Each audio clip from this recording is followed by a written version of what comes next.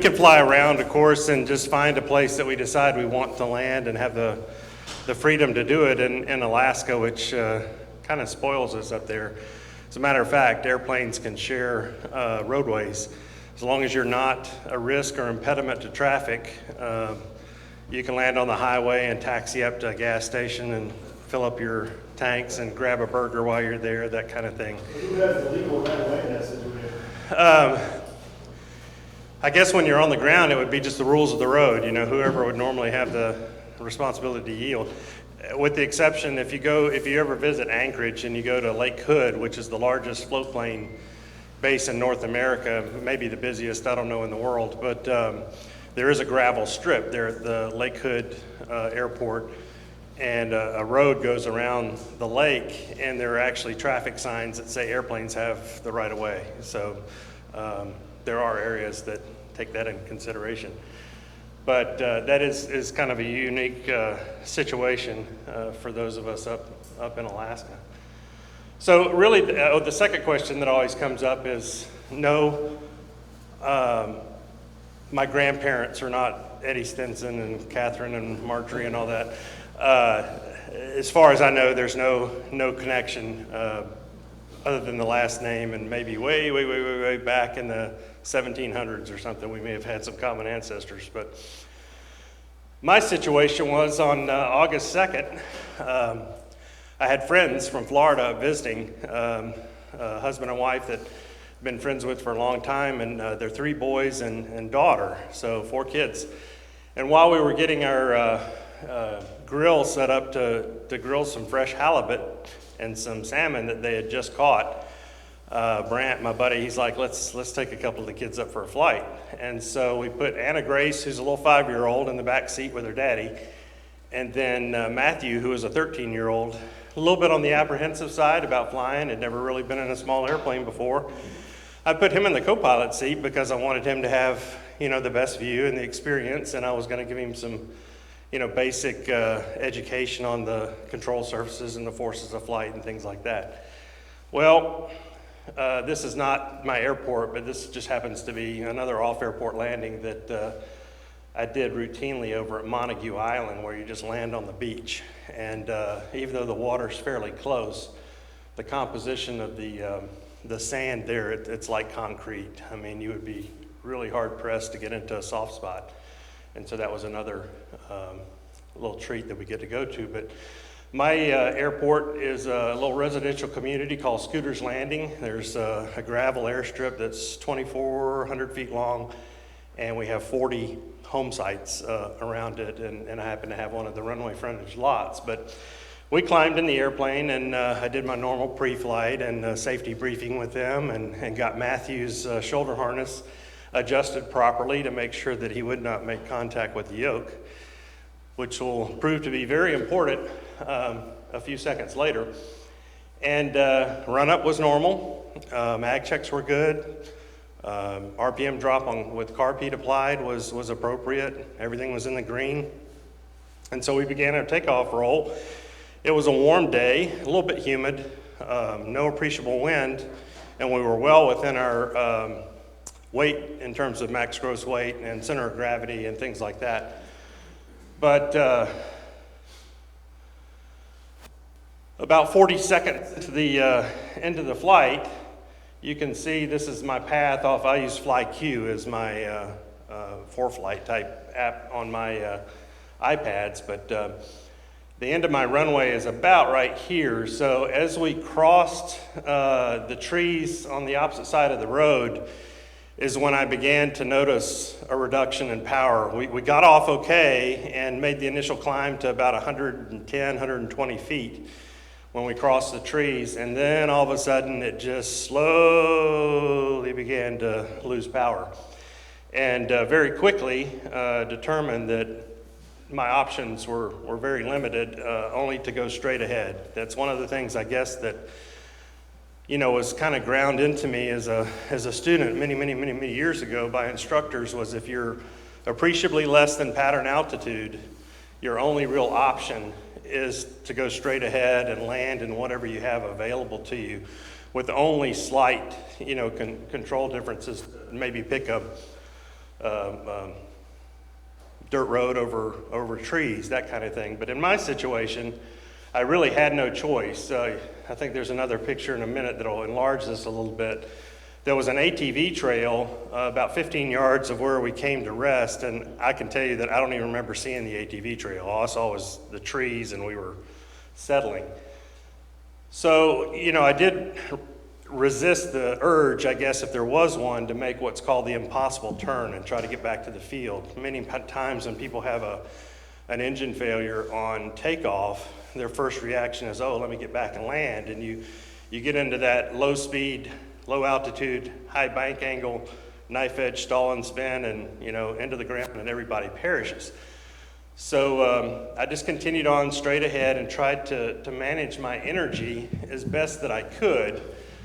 And here you can see the little ATV trail, and we were about 15 yards off of it. Now, if I had 100 feet more in altitude, I may be able to make it and probably save the airplane by landing in this area, but it just wasn't there. The altitude and the airspeed was not going to allow that to happen. And of course, when this occurred, it happens very fast. The total flight time from takeoff to being rested in the trees was 53 seconds. So I had enough time basically to say, hold on, over the intercom, and that was about it. And I can remember seeing the trees, of course, coming up, and your reaction is to try to hold off, get slow. I did not put in any more flaps other than the takeoff notch. And of course, it was firewall forward on the power. But whether it was intentional or not, drug the tail a little bit on the tops of the trees. And of course, the trees were probably 40 to 45 feet tall. They were a mix of evergreens and what I would call a softwood, non-evergreen tree. But we drug the tail, which slowed us down even more, and then kind of pancaked onto the top of it. And what that does is the trees are going to absorb and fall forward with you rather than you flying into the trees or, nose down into the trees. And it was, I guess, as far as crashes go, it was probably the most gentle crash that I could imagine. I've been in worse car accidents before in terms of forces. But we made impact, and of course, the trees carried forward with us, and I can remember seeing, the prop chewing through wood and things like that, because we still had some power. It wasn't a stop engine, it was just a reduction of power. And we came to rest in a nose-down attitude, slightly canted to the pilot side. But, when you face this situation, you really don't have a lot of time. It's going to happen fast at low altitude. If you do have some choices between the types of trees that you're going to go into, I would choose pines or evergreens over, say, navel live oaks and things like that. Certainly rocks are probably not going to be very forgiving. And water, depending upon the attitude that you hit it, water can be very hard. But if you do things right and you can follow the swells appropriately, then you can successfully ditch an airplane. Just understand that when you do make impact with the water and come to rest, it is going to nose down and probably flip over because all the weight's in the front. This is the end. When we came to rest, looking at the nose of the aircraft, and one thing that's kind of interesting, I don't know how well you can see on this screen, but here's two trees. And somewhere along the way, the propeller was up and down and made it in between these two trees and then stopped at this angle because the trees are between the nose bowl and the propeller. So it kind of slid down, I guess, and you can see the bark kind of peeled off of there. But clearly the tips were deformed, not as much as I would expect, which indicates to the accident investigators there was not full power on this engine. Otherwise, you would have had significant propeller deformation. But the nose spinner, took quite a crush there. But we were in the trees for sure. Shoulder harnesses. If you have your 108s and you don't have front seat shoulder harnesses, order them as soon as you leave here and put them in. I mean, I can't stress that enough. Those shoulder harnesses kept both myself and Matthew out of the control yoke. And all four of us walked away without a scratch. No bruises, no scratches, nothing. So get those shoulder helmets or shoulder harnesses in. Helmets, I usually wear a helmet in Alaska when I do off-airport work, simply because we do have steel tubing in our airframes, and a head strike knocking you unconscious, not necessarily causing a severe injury, but just to knock you unconscious post-crash fire is the number one killer of people on what would normally be a survivable crash. So consider a helmet if you're doing stuff off airport. You only are guaranteed to leave the airplane with what is physically on your person. When we came to rest and I looked around and saw that everybody was conscious, nobody was bleeding, everybody was fine, I looked forward and it was literally a waterfall of gasoline coming down the outside of the windscreen. Because the tanks are up there and the lines fracture or tanks fracture, it's just gonna all go down the front there. And so my instruction to them was just leave everything you brought on the airplane, let's just get out and get away from it. I didn't even turn off electrical switches or master. I did not want to risk a spark. So I said, everything's fine now, there's no fire, let's just get away from it.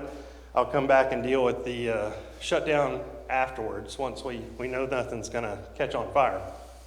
But when we got up to that ATV trail, a couple of things. One, everybody had left their cell phone in the airplane. So we have no means of communication. The only option was for us to walk down the ATV trail and go back to my hangar where my friend's wife and the other two boys were waiting. And their comment was, "Oh, you're back already." And I'm like, not exactly. We are not gonna be going for any more flights today. And of course we called the troopers on her phone and they initiated the response and made the necessary calls. Now somebody told me later on that because there was no injury and no property damage to others, that I didn't even have to call the FAA. I don't know if that's true or not. But that notification process had begun, and so they did come out to the accident site and then interviewed me a day or two later. The NTSB has still not come. They had me move the airplane back into my hangar. It's secure. They told me I could do anything from the firewall back, but they want to have the ability to get in and try to figure out what the possible cause is. I'm thinking it was probably carburetor icing, but we don't know for sure. I was operating in Alaska automobile fuel. We have no ethanol or alcohol and gas in Alaska, so it was just a common practice for me to run car gas. That could be an issue. Yes, it was 150, B4, as a matter of fact. So that's why I knew about the propeller. This was the 80-40 pitch prop, which was a seaplane prop from a Cessna 170 or early Cessna 172 with the 0300 Continental engine. Very good performer. It just, on this particular day, the Franklin engine lost power. And it had been overhauled by Chris Cullum in Bruton in 2016. So there were probably, 300, maybe 350 hours on the engine when this occurred. And oil changes were normal, no metal in the filters, nothing like that. The only thing that had happened was about 10 to 15 hours before this incident is the mechanical tachometer drive gear had separated, and I had to put an electronic tack in. And Chris said, well, the gear normally falls down into the oil sump, and there's no way for it to FOD the engine, so don't worry about it. If it doesn't come out when you drain the oil, then just leave it. I don't know. What are they going to find when they tear the engine open? If that gear was not intact, and if it was in pieces, could it have gotten into the engine oil lubrication system and caused a problem? I don't know. But that was one of the things that was different. So what you have on your body is what you're going to have when you get out of the airplane. A lot of people in Alaska and probably other parts of the country carry survival gear in a bag, and it's either in the cargo or maybe floor of the back seat, something like that. It's not survival gear unless it's on your body. It's camping gear when you have it in a bag, because you may not be able to access it. Normally, I fly with this. Because there's so much water in Alaska, it's a manually activated flotation device. And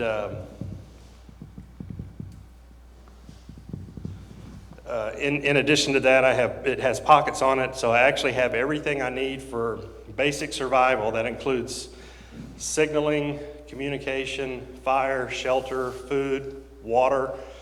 All of that is in this. If people want to open up the pockets and dig into it a little bit after we have a break, you're more than welcome to do so.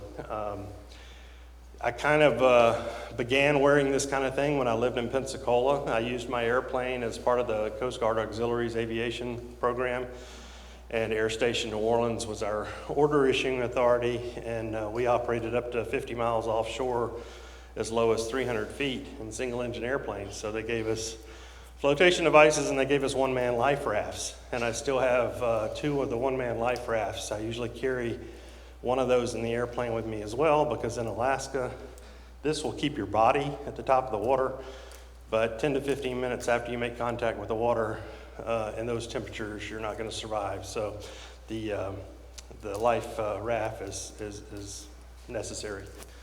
But we all got out of the airplane within about 20 seconds out of the pilot door, and this is an angle here from the co-pilot side where you can see this main gear's up in the air and the pilot one's kind of lower to the ground, so this was the obvious choice to get out and exit the airplane. The other thing we discovered when we got to the ATV trail is that when we looked back, we couldn't even tell the airplane was there. So I can see how airplanes disappear in woods and jungles. There was no post-crash fire, so there's no smoke. The wife and other 2 sons didn't have any idea that we had crashed. There was no noise that was appreciable to any of my neighbors.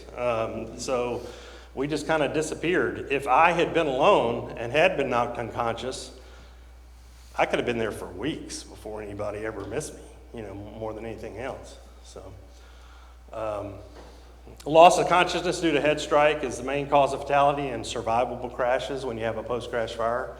I mean, you could be otherwise uninjured, but just unconscious, and when it catches on fire, you unfortunately burn up. Clothing choices make a difference. I'm wearing synthetic. This is going to melt. Think about cotton, at least cotton underwear, that kind of thing.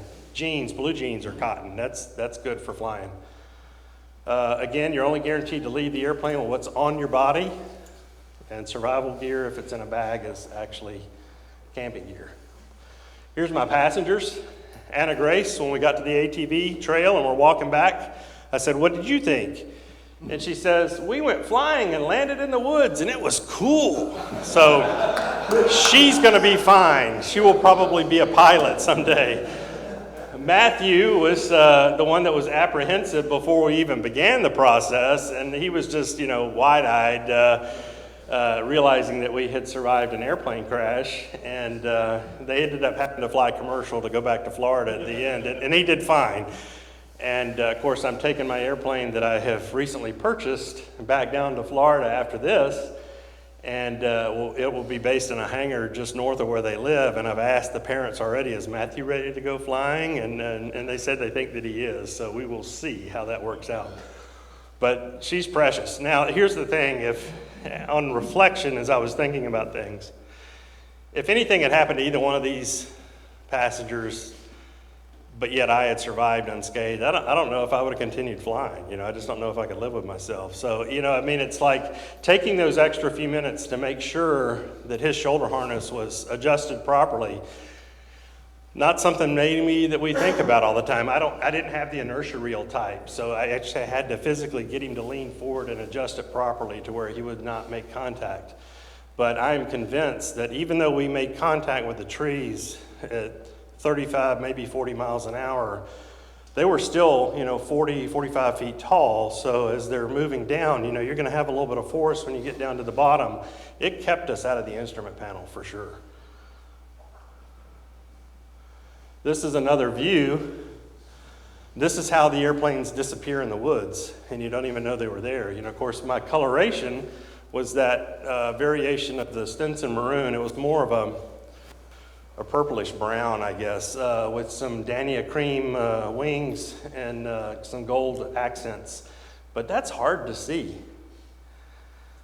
It was 15 yards away, and when standing on the trail, you couldn't see it. ELTs don't always activate, or if they do activate, they don't always have the signals received. My airplane had a 121.5 with the little antenna attached in the cargo compartment. You've probably all seen them. I don't know what the brand is, but it has the little weight that clips the switch. It had activated, but when we were at my hangar, I took my handheld aviation radio and put it on 121.5 and didn't hear anything. So it was going off, but our cargo compartment has some metal. And then, of course, you got the steel frame around it, and that little whip antenna is buried down in there. It didn't have an external antenna on that T. Would somebody at altitude pick it up? I don't know. But this one that I have now at least has an external antenna. I think it's still 121.5, but I'm going to invest in a 406, certainly, because that's going to get you the best response. Here's another one. Again, the trees kind of folded down underneath us and carried us to the ground, which greatly helped. This is after we pulled it out of the woods with a skid steer, and you can see that the left wing is shredded. I mean, that's going probably with the exception of pulling some steel fittings and things out of there, that's going to the beer can recyclers. The right wing wasn't as bad. The left stabilizer was almost taken completely off. One thing to note, though, is the main landing gear on our airplanes is seriously strong. This took direct hits from 8 to 12 inch diameter trees, and the landing gear not only stayed connected to the airplane, it's completely functional. We actually wheeled the airplane on the gear back to the hangar. And this is it sitting in my hangar. The airframe looks surprisingly straight. I think, you could get new wings, some new pieces back here, and of course, all the stuff up front, firewall forward, and this airframe may be able to fly again. I have all the logs for it, and it's still registered, so if somebody has an airplane that looks really nice that doesn't have logs or any kind of history, we might be able to make a deal, and you could make N8656K fly again. This was the reason why I decided to buy another Stinson. When I started peeling fabric off, I'd never really eyeballed our steel airframe before. I'd never seen one with the fabric off. But when I started peeling fabric off, this steel frame that surrounds our cabin, that's some serious steel tubing. I think it's 1 1/4 or maybe 1.5 inch diameter in some points. Look at that airframe compared to like a Super Cub that may be, 5/8 inch or something smaller. That didn't bend at all. I mean, there was a hit of a tree that penetrated right here. This is the cargo with the steel tray at the bottom, and shredded, did a penetration on the fabric, but there was just no distortion at all to the passenger cabin. And it doesn't look so bad from this angle when we're pulling it out of the woods. The right wing was still attached. It's pretty mangled, but the only control surface I was able to salvage was the right flap. And that's takeoff from Montague Island. That's with the B4 engine, 150 horsepower with a seaplane prop. You can get a real good takeoff angle and climb with that combination. But that's kind of my experience. I can't say that it was my flying ability that made any kind of difference other than maybe just knowing not to try to turn back to the field. There wasn't a lot of time to think about much of anything other than just, I don't know if this is going to hurt or not, and that kind of thing. But it worked out good in the end. 4 people walked away without a scratch or a bruise. And any time you stop an airplane, whether it's a landing or a crash, and you can walk away, it's a good day. So. Anybody? Yes, sir. Had you just put fresh fuel in it, or is that fuel that had been in it? No, I had flown the night before, and Could you repeat the question for the video? Okay, sure. He asked the question if that was fresh fuel, me being automobile fuel. And the night before, I had actually met this family over at a place called Cooper Landing. There's a little airstrip at Quartz Creek where there's a little hotel and restaurant. And I had flown over there and met them for dinner that night, and then flew back. And that morning, I had topped off my fuel. I have a bulk storage tank. It's a 118-gallon tank in the back of a pickup truck. And it had been recently filled at the gas station. And so I had filled my tanks with that morning. It had sat on the ramp because we took off at about 2:30 in the afternoon. So it had sat on the ramp, and they were a little bit warmer than normal temperatures that day. So I wondered about possibly vapor lock, but the NTSB said it would have been more of just an engine quit rather than a loss of power. So that's what's making me think carburetor icing. Any other questions? Yes, sir. Did you happen to notice the RPMs, or you weren't looking at it? It was sound and feel, and yeah, no, I didn't. That wasn't on my scan at the moment. Yes, sir. You mentioned the evergreen trees, broke your fall. They went over with you up there. You have pretty shallow roots. Did the roots come out on those, or because in other areas they might still bend and break you, but they might end up breaking off. Right. These the ground is we have permafrost up there, so there's that element that never thaws, and the ground is. I describe it, even in the tundra areas, it's like if you had a wet sponge over a bowling ball and you're walking on it. That's what it feels like. And so, yes, to answer your question, when the tree that was closest to my door bent over, the root system kind of came up off the ground. It actually worked out to be kind of a nice step between my step on the airplane and the ground when I got out. I still fell and busted my behind when I got out. But Pine trees would still be a good thing to hit down here too. exactly, I would definitely pick pine tree. And notice when you're flying too, and you look at a wooded area, you can tell where the streams and the creeks are, because I believe it's the hardwoods like to follow those water sources, and you can kind of see the difference in the trees. Well, clearly you want to go for the pine trees if you have a choice. Any other questions? Yes. Yes, sir. You mentioned you did your standard safety brief. Now, did that brief just cover how to get out of the airplane, or did it also include, okay, if I lose an engine here, this is what I'm planning on doing? And how much do you think that safety brief contributed to the successful survival? Yeah, the safety briefing did not include, here's what I will do if the engine fails. I had a somewhat anxious passenger to begin with, and I didn't want to, of course, but that's just not normally, I guess. And mine was like, here's how you operate the door, here's how you get out, here's where the 406 I carry in this vest. Even though I had a 121.5 in the airplane, that vest has a 406 as well as an inReach in it. I wasn't wearing that vest that day because I didn't have one for the other passengers, so it was in the back area, and I did not retrieve it when we left the airplane. There again, back to my lesson of whatever you wear on your body is what you have.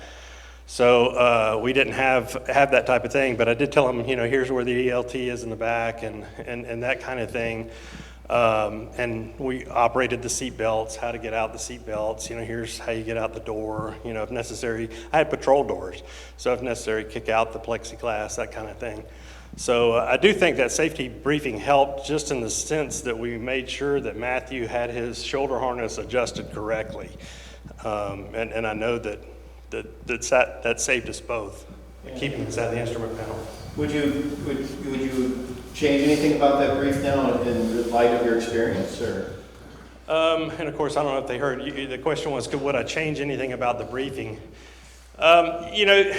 Possibly. I normally go through that normal process with them of here's the way the doors operate, here's the way the seat belts operate, here's where the fire extinguisher is, here's where the ELT and first aid kit are, that kind of thing. Because of the different situations you could encounter, I don't know if, here's what I'm going to do if the engine quits.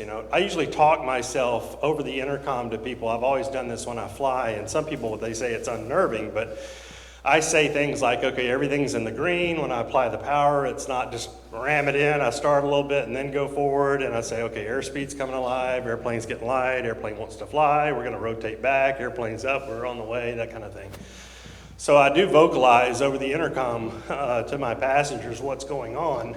And in this situation, as the RPM or the feel and the noise, I could tell that the engine was losing power. my statement over the intercom was, we're not climbing.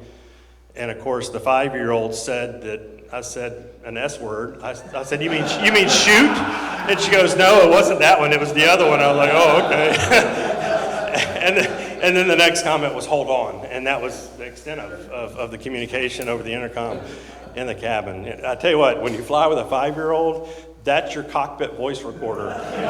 They take in everything, and it will always come back, But no, she's a sweet little girl, and I'm just so thankful. And on top of the strength of the airframe and whatever choices that I happened to make that day that was great, I'm convinced that there was some divine protection that day for all 4 of us, and that we were able to walk away and not have a problem. So that was a factor as well. Yes, sir. So just to follow up on that, as you were losing power, was there a delay before you put the nose down to hold your airspeed, or did you just kind of follow the curve, so to speak? Yeah, it's almost like, when you apply power, do you consciously apply right rudder? It's intuitive, It's like, when you're beginning to lose power, not to keep pulling back, you kind of go forward, and so the guys from the NTSB and the FAA were saying, we could just tell that, you manage the energy of the airplane as best you can with what you had to work with, but clearly we were going to have to come to a stop with what was in front of us, and it just happened the only choice was trees at this point. But again, I just can't help but say, when you go through these things, your brain goes into hyperspeed, which means things slow down. And I've been through those types of situations before where things seem to took, minutes and minutes. Even in slow motion, this was fast, so it just wasn't, that much time. Yeah. Well, another thing that a lot of people do on the airplanes up there is these Alaska bush wheels are, do have an STC, and that's, you fill out a 337, and it's a log entry, that kind of thing. But a lot of people are buying these Goodyear 26-inch tires that were made for the Goodyear blimp, and they use the tube from an 850 tire. And the problem is they want to operate them at low pressure like these. These have, 10, maybe 12 pounds of pressure in them, but you put low pressure in that blimp tire, the tire's going to move, and you're going to snap the valve stem off, and having a blowout on landing is probably not a good situation. Some places, they have gotten those blimp tires approved and signed off on 108s. Alaska, the FSDO there will not do it, because that's what a mechanic put on my airplane at first, and we couldn't get it approved. And so Airframes Alaska is based in Anchorage, or now Palmer, and they had what's called a blim sale, where they sell the tires that may have a cosmetic issue, not a structural issue, but say the serial number's been double stamped or something like that, and they sell them at 40% of what retail is. And so I bought a pair and put on there. But that's a good question. Who else? Yes, sir. I was just going to mention that, and I want to ask people here if they've ever heard of this, but the shoulder harnesses, absolutely, I have them, and they're critical for these things.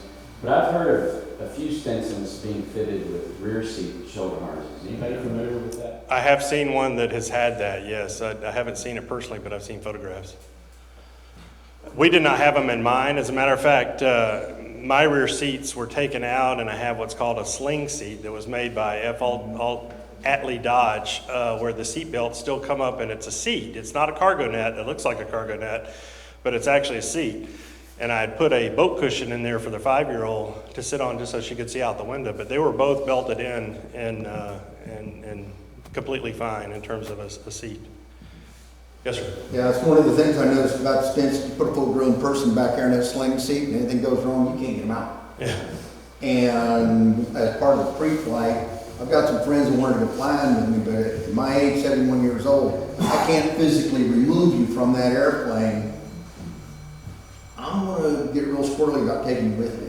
And I've got some big friends, small friends. I've got a couple of friends that have got frail, and no, I don't think so. But yeah, I put a full-grown person in that back seat, and I got to looking at her, and if anything had gone wrong, I'm not real sure I could have got her out of there. That's a good point. So just kind of look at your passengers, and am I gonna have to kick you out, throw you out? Because I hung upside down from the straps. Right. And everything gets disoriented.